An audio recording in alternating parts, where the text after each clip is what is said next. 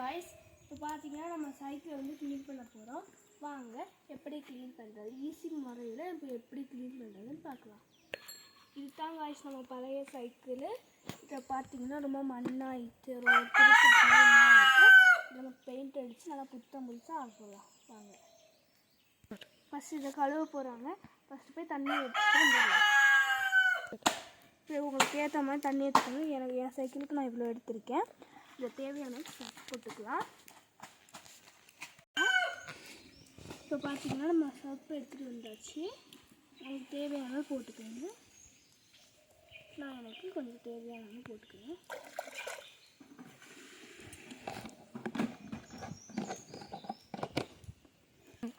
இப்போ சோப்பு நம்ம கையாலே கலக்கிக்கலாம்.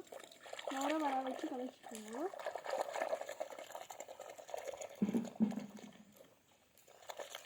ஒரு தண்ணிக்கு ஏற்ற மாதிரி போட்டுக்கோங்க. நான் அரை வாரி தண்ணி எடுத்துருக்கேன். அதுக்கு ஏற்ற மாதிரி ஒரு கைக்குடி வரைக்கும் இது போட்டுருக்கேன். இந்த மாதிரி நுர நல்லா வரணும். அப்போ தான் நம்ம சைக்கிள் இவ்வளோ அழுக்கெல்லாம் போகும். இந்த மாதிரி நல்லா ஃப்ரெஷ்ஷாக இருக்கணும்.